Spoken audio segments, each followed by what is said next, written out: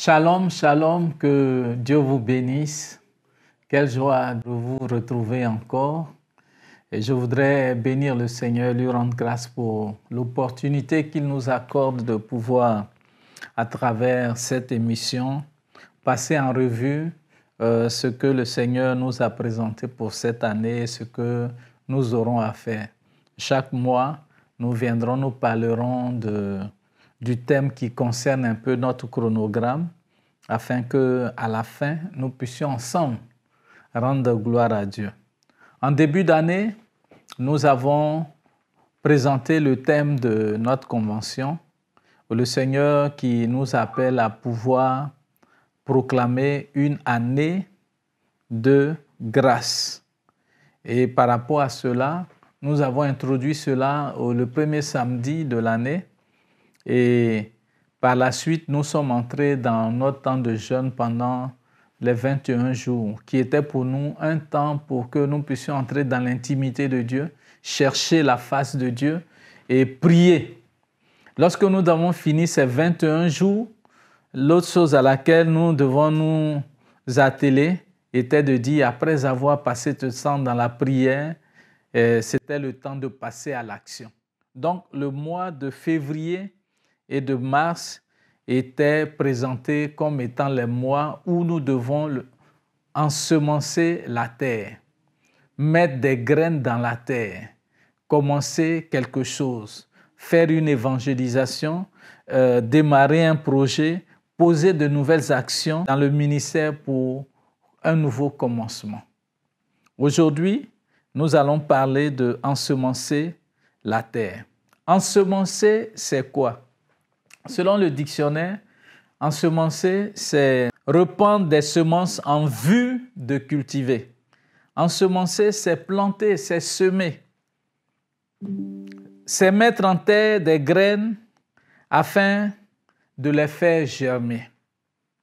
Ensemencer est aussi, au sens figuré, un type d'investissement. Quelque chose qu'on met en terre, quelque chose qu'on investit, ce qu'on met dans la vie d'une personne, dans le but de produire quelque chose. Ensemencer est une initiative promettrice. Parce que lorsque vous mettez quelque chose en terre, vous avez un objectif, vous avez une attente qui se fixe dans le futur. C'est le début d'une action à grande portée. Pourquoi à grande portée? Parce que quand je mets une graine en terre aujourd'hui, si les choses se passent bien, si c'est un grain de maïs, je suis sûr d'avoir un épi de maïs sur lequel il y aura des dizaines de grains de maïs. Donc, c'est une action à grande portée. Toute semence est inférieure à la moisson qu'elle produit. La moisson est toujours supérieure. Donc, la petite action que tu vas poser aujourd'hui aura un grand rendement, un grand impact dans le futur. C'est pour ça qu'on a voulu que ces mois-là, février, mars, soient pour nous des mois pour ensemencer, pour mettre quelque chose en terre qui va changer à la fin de l'année, quelque chose dans notre travail, dans notre environnement, dans nos différentes activités. Ensemencer est aussi une partie importante ou essentielle de notre futur. Notre futur est meublé et notre futur est défini par ce que nous faisons aujourd'hui.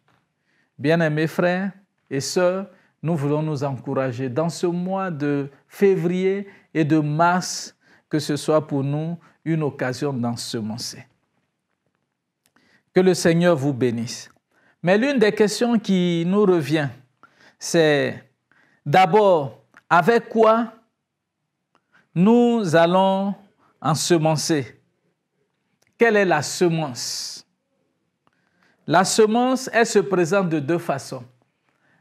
La première, c'est les graines. Les grains qu'on va mettre en terre. Ça peut être les boutures, toute forme de semence physique qu'on met en terre et qui donne pour résultat une plante, qui donne pour résultat peut-être même un fruit, etc., etc. Et la deuxième semence, qui est une parole, qui sont aussi des actions. Une parole dans la vie de quelqu'un, une parole qu'on sème dans la vie de quelqu'un, des actions qu'on sème dans la vie des gens qui vont transformer la vie de ces personnes, qui vont même orienter positivement et qui vont donner à ces personnes de présenter ou de donner la meilleure version de leur vie. Et c'est ce que le Seigneur nous appelle à faire. Que dans ce mois, déjà, que chacun de nous se mette en action, se mette au travail pour pouvoir commencer ce travail dans la vie de nos frères, dans la vie de notre Église, dans la vie de chacun de nous, au nom puissant de Jésus-Christ. Ce qui sera intéressant, après cette introduction, nous parlerons de débuter un projet. Puisqu'on a parlé d'ensemencer, il faut commencer quelque chose. Démarrage d'un projet. Donc, ça va être notre deuxième point à voir après cette introduction. Que Dieu vous bénisse.